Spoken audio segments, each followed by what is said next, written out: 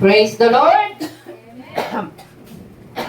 Purihin pa ang Panginoon sa gabing ito, mga kapatid. Amen. Ako'y nagagalak na nagkita-kita na naman ang mga anak ng Diyos, Amen. mga nagagandahan at nagagwapuhan na anak ng Diyos sa gabing ito. Ayan. Amen. Praise the Lord. Amen.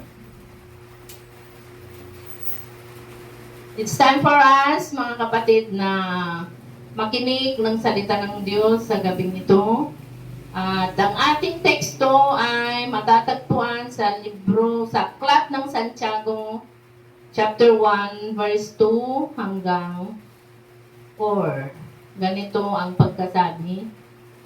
Mga kapatid, magalak kayo kapag kayo'y dumaranas ng iba't ibang uri ng pagsubok. 3. Dapat ninyong malaman na magiging matatag ang inyong pananampalataya sa pamamagitan ng mga pagsubok. Verse 4. At dapat kayong magpakatatag hanggang wakas upang kayo'y maging ganap at walang pagkukulang.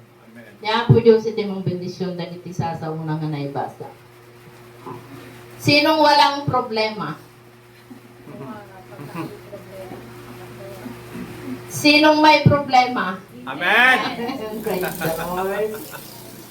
Sa pagkabasa ng ating teksto, mga kapatid, ay sapat na yon, di ba? Upang tayo ay maaliw. Kasi sabi nga magalak. Maibsan man lamang ang ating mga problema. Ang sabi ng Apostol Pablo, tayo daw ay magalak.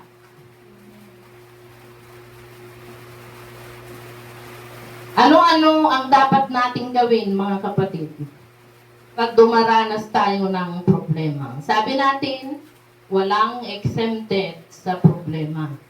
Kakambal na natin yan sa araw-araw nating pamumuhay. Ang mga anak ng Diyos, alam na natin. Kung tayo ay dumaranas ng pagsubok, lalapit tayo sa Panginoon, tayo ay mananalangin, hihingi ng tulong. Maganda yung hinawid natin, siya ang ating kublihan. Sa gitna ng pagsubok, sa pagsikat ng araw, bagyo man ay dumating, siya ang ating kublihan. Alam natin, mga kapatid, ano? Kung kanino tayo hihingi ng tulong.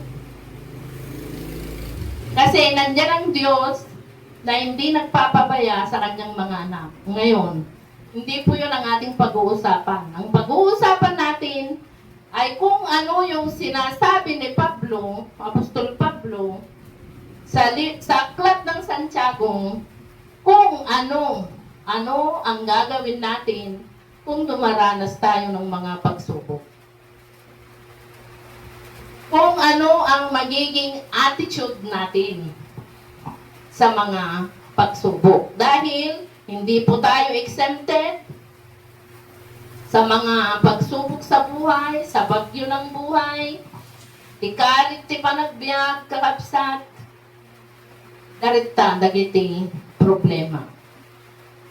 Lahat tayo may problema, kaya lang iba't iba. Agsasabali tayo kakapsat, iti pagdaraanan, pinagdaraanan, nagsasabali tayong iti problema. Anya, iti agbalin nga attitude tayo. Ngati kung nana na Apostol Pablo kakabsat, mga kapatid, magalak kayo. Pauna yan, agpuproblema lagarudan, pastora. Magalakak pa lang, agragsakak pa lang, agraguak pa lang. Sumuti ko na ng kalapsat ni Apostol Pablo. Magalak kayo kapag kayo'y dumaranas ng iba't ibang uri ng pagsubok, purihin ang ating Panginoon.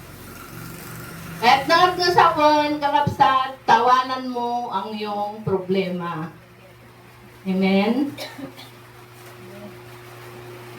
Halaan ko mga ano ti kwartam, saka lang naragsak. Di ba? Sinabog kwarta nakakapsan. Amen. Amen. Praise the Lord. Amen. O, nadong nagkakwarta ng tayo pinakikita kakapsan.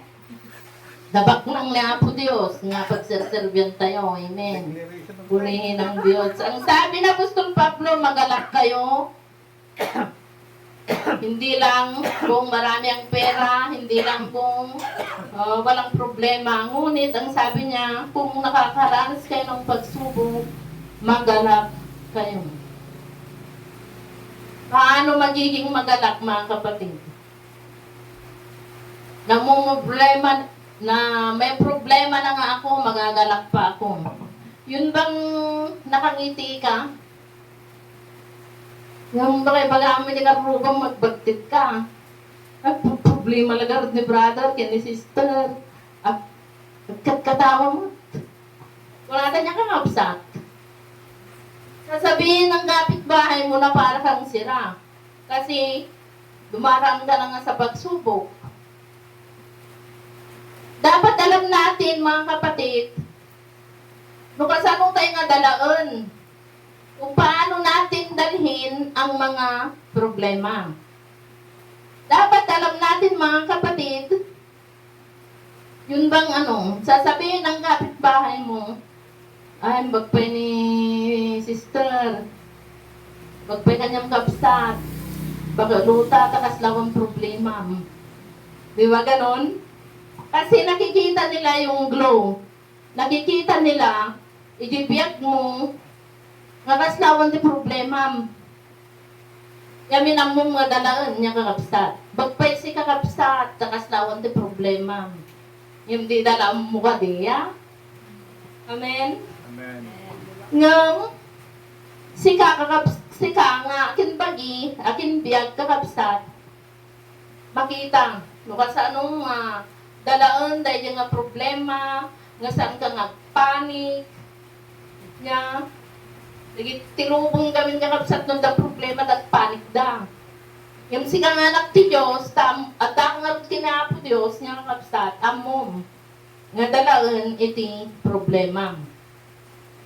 Tano, amam mo, kakapsat nga dalaan, iti problema, ay nakot, as la Biyernes Santo tarupam. Madlaw niya kakapsat. Obvious ba? Nga. Obvious. Kas lang pasan mo ang daigdig. Piman. Makapabakot niya kakapsat. Makapalakay. Iti problema. Ngam, dagiti anak ni Apo Diyos kakapsat. Hanggang madlaw. Ang sipot, tanatal na, jay, biyagda, at datital na, natalgad da kakapsat, agsipot, tada ni Apo Diyos, iti biyagda. Kitaman ta kaabay mo no, Biyernes Santo, tirupa ng kakapsat. Amen. Praise the Lord. We must rejoice kung na Apostol Pablo kakapsat. Magalak tayo, tawanan natin ang ating mga problema. Kung tayo ay nasusubok, magalak tayo, sabi na Apostol Pablo, mga kapatid, magalak kayo. Kapag kayo'y dumaranas ng pagsubok. Bakit magalak, mga kapatid? Kasi alam natin na walang pagsubok na nakakatuwa. Meron ba? Pagsubok na nakakatuwa, mga kapatid? Alam natin na walang pagsubok na nakakangiti. Amen. Lahat ng problema, mga kapatid, ang dulot ay sakit ng loob. Lahat ng problema, ang dulot ay pighati. Dulot ay hirap at kaguluhan. Kung minsan hindi tayo makakain, hindi makatulog, kakabsat, hindi makakonsentrate, mahirap. Kasi tao tayo. Humanly speaking, tao dayjay kakapsat. Kaya alam ni Apostol Pablo, mga kapatid, kaya sabi niya magalak kayo kapag kayo dumaranas ng iba't ibang pagsubok. Kapag nahihirapan ka na, kapatid, sabihin mo, problema la dayto nga kabsat. Ang problema lang yan. Ang pagsubok, kailangan kong mapagtagumpayan. Hindi ako patatalo kung natin kakabsat. Amen. Hindi ako madi-discourage. Amen. Praise the Lord. Huwag kang kasing mag-focus sa problema, mga kapatid. Kung minsan kasi nakafocus tayo sa problema, pampanunutom. No pampanunutom lati problema kabsat ay ka maabak ka. Focus kakabsat no niya imaramidan ni Apo Diyos iti dayta nga problema.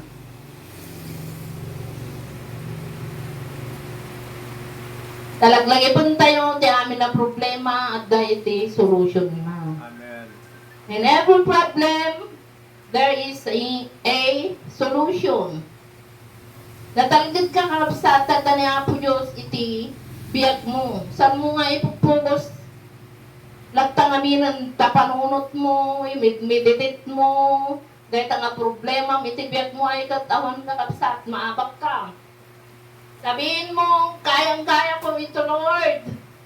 Dahil alam ko na nandyan ka, alam ko na kasama kita. Amen. Hallelujah, hindi mo ako iiwan at hindi mo ako pababayaan. Purihin ang ating Panginoon. No may tibagyo kakabsat. Tibagyo nga literal. No tibalay mo, that very secure kakabsat. Agdalag ka pa ilang kadi? Ano na niya kakabsat? No tibalay mo, very secure, katumay, iti bagyo timi. Literal nga bagyo. Agdanag ka pa ilang kadi? Ano na niya kakabsat?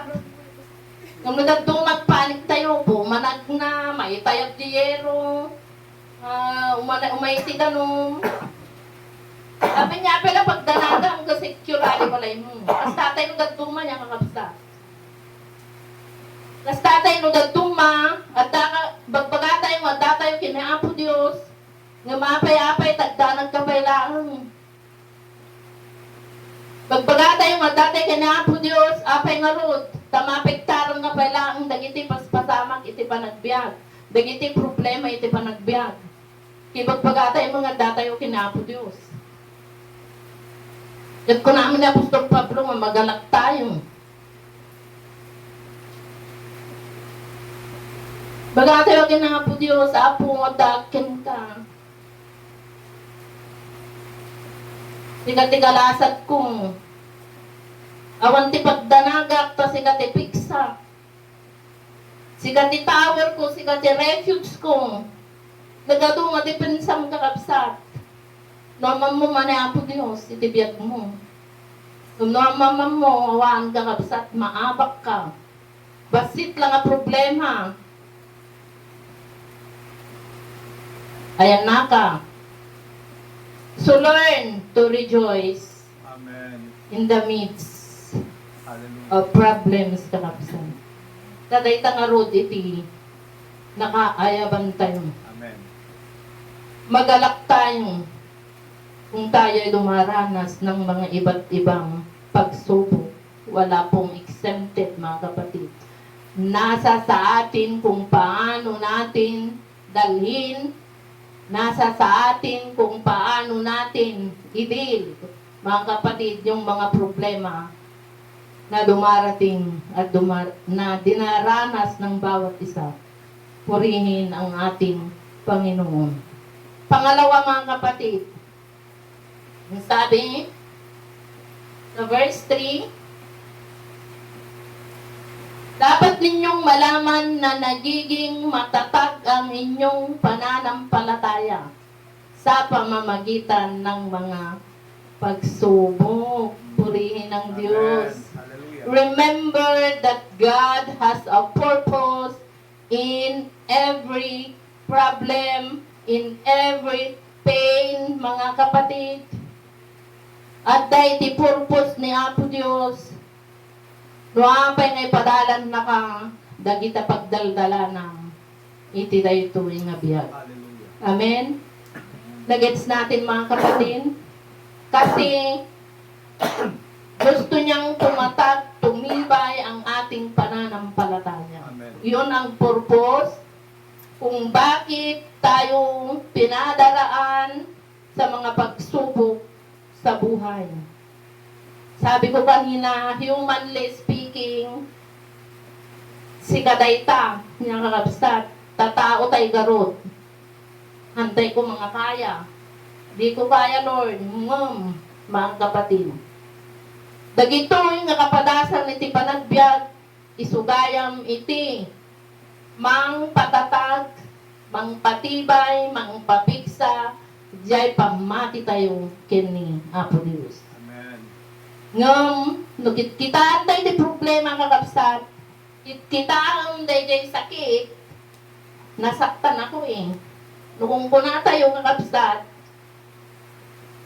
babasol ka pa, isong nagamin, nawanan tayo nga maka-move on.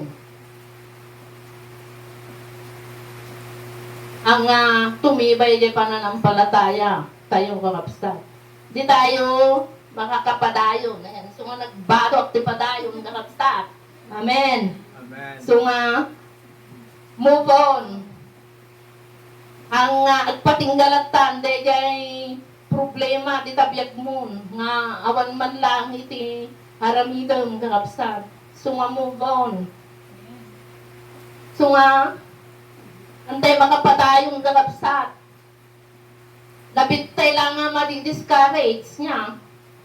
Dapat ang tingnan natin, lagi nating tandaan mga kapatid, sa bawat pagsubok ng buhay, dito nangungusap ang ating Panginoon, sa bawat pagsubok ng ating buhay, meron siyang pinapagawa sa iyo, meron siyang gustong o gusto niyang may mabago sa iyo. Amen. Amen. Ito ang kanyang paraan mga kapatid upang ang bawat isa ay tumibay dahil ito ay parte ng training niya sa atin mga kapatid. Kasi lang kumamod ay soldado niya at training. Nga makapasa ti training ay kata nga mawagan ng soldado. Kasi he is not capable to call him a soldier. Iso nga dagiti panubog iti biag kakabsat saan nga tapnon pasaktan na kanyapong.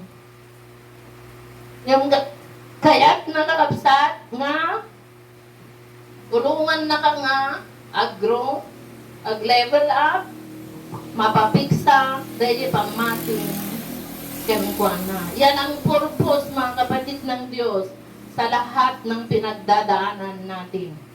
Amen? Kaya magalak at tandaan na may layunin ang ating Panginoon. Kaya sana mga kapatid, makita natin kung bakit tayo pinapadaan ng Diyos sa iba't ibang pagsubok, klase ng pagsubok mga kapatid. Sa bawat problema na pinagdadaanan natin, hindi lang sa problema ka nakatingin, hindi lang sa yung damdamin mo na nasaktan, ma-depress ka, kakabsat, iso nga, baliwan tayo, te mindset tayo, kakabsat. Kunang iti apo no dagito yung problema, kat iso, iti way, tapnon, ag-grow up, ag-level up up. So dagito yung problema, kat dadakayat mo, nga baliwak, apong, let thy will be done. Kunang iti apo, kakabsat, no dati kayat nga baliwan. Humble before God, mga kapatid. Tapnon malasatang, dagito nga problema, mabalin mong tumutan, iti mangbagbagang. Dahil glaslas at mga kakabsat, iti problema. Amen. Kaya mga kakabsat, kung kunang tumutan, nagdala na data, nagtuloy ka, nagpamati ka niya po Diyos. Amen. Amen? Amen. Kas jeti biyag kakabsat, iti Kristiyano.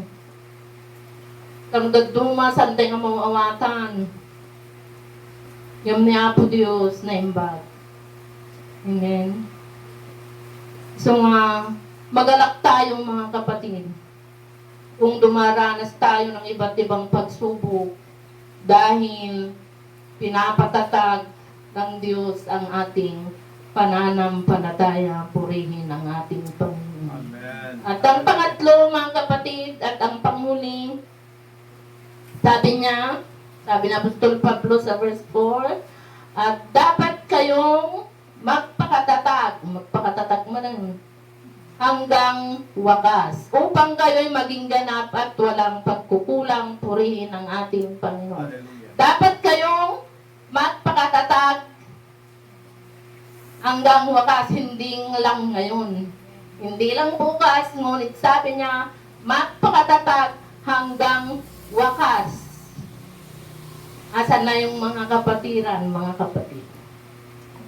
Kunting problema, nawala. Kunting problema, nagtampo. Hindi sumarunod yung tampo, mga kapatid. Tandaan natin ang sumusunod sa tampo, sama ng loob. Pag masamang loob, anong sumunod doon?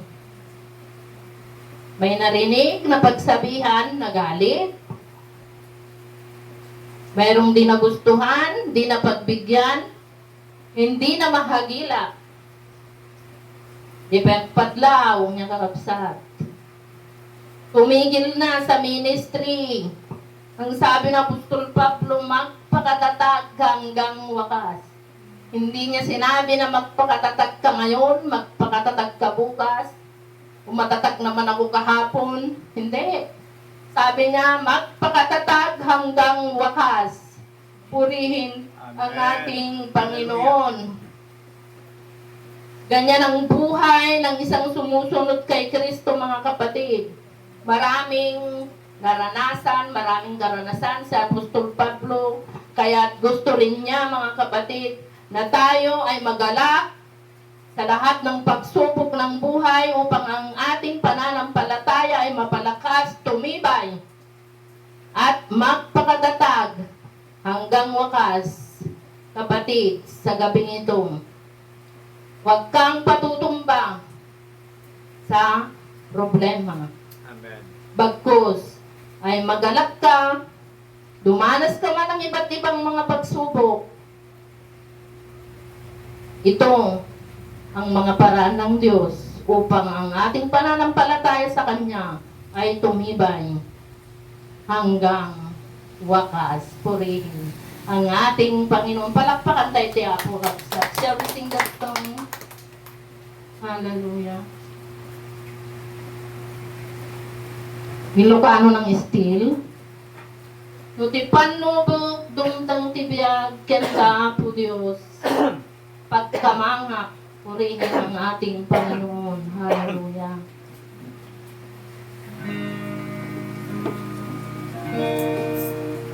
Kawan iti sa baling ang pumamangan tayo no dilang iti Diyos. Nga nangayak, iti tunggal may sa kadatay mo. Thank you, Lord.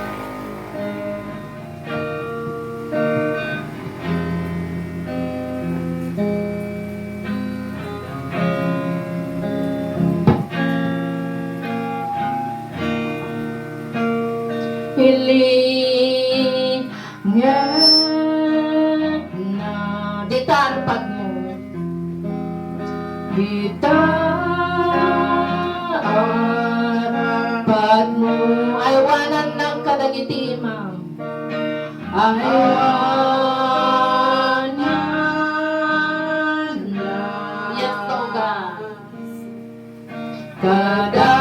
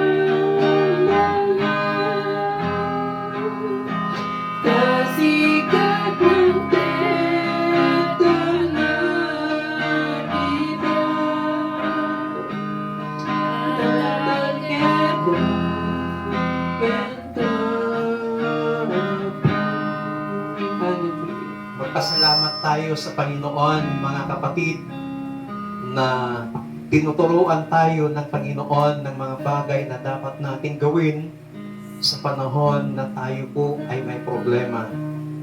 And we are all human. Lahat tayo ay may mga kinakaharap na problema. Iba't ibang aspeto lamang ng mga problema. But anumang klase ng problema yan, meron lamang tayong iisang Diyos na kaya niyang isolve ang lahat ng mga problema niya. Meron tayong kasabihan, if your problem, you will become problematic. Kaya kung poproblemahin natin yung ating mga problema, magiging problemado kang tao. Huwag tayong mag-complain sa Panginoon na sasabihin natin, Panginoon, bakit ang dami kong problema? Ang laki-laki ng problema ko. At sabihin natin sa problema, hey, problems, I have a big God. Amen. Problema, mayroon akong Diyos, malaking Diyos. Kayang-kaya kanyang gapiin. Ang tanging gawin lamang po natin, ayon sa salita ng Panginoon, tayo po'y magalak. Tayo po'y magalak sa presensya ng Panginoon. At tayo po'y magpakatatag kapag tayo po ay may mga problema sa buhay. Panginoon, sa gabi pong ito, marami pong salamat sa iyong mga salita na patuloy mo kaming tinuturuan ng mga bagay na dapat namin gawin. Panginoon, hindi kami exempted sa mga problema sa buhay. Araw-araw, Panginoon, ay may mga problema kaming kinakaharap sa bawat isa. Personal problem, family problem, anumang klaseng problema. Pero salamat dahil tinuturuan mo kami na kami ay patuloy na magkaroon ng kagalakan at lalong higit magpakatatag kami, Panginoon. Holy Spirit, help us na kapag may problema kami, tulungan mo kami na huwag naming tingnan ang dami o ang laki ng problema ang aming kinakaharap, kundi ang makita namin yung nasa likod ng mga problemang yan, ang aming Panginoong Diyos na magbibigay ng tagumpay sa bawat problemang kinakaharap ng bawat isa sa amin mula sa gabi pong ito.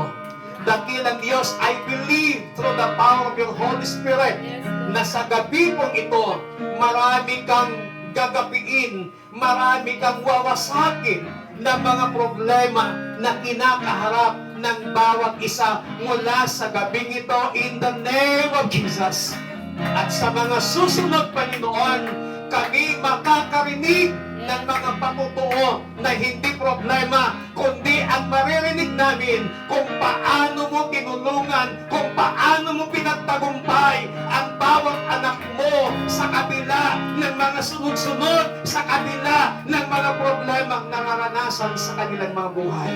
Salamat, Panginoon, sa gabi pong ito. Thank you for the victory na inyo pong ipagkakaloob sa bawat problemang kinakaharap po namin. In Jesus Christ, mighty name we pray. Everybody says, Amen. Palakpakan po natin ang Panginoon ng malakas. Hallelujah. Hallelujah. Isigaw natin, thank you, Lord. Nasolve na ang problema ko. Amen. Palakpakan natin ang Panginoon. Hallelujah. Can I ask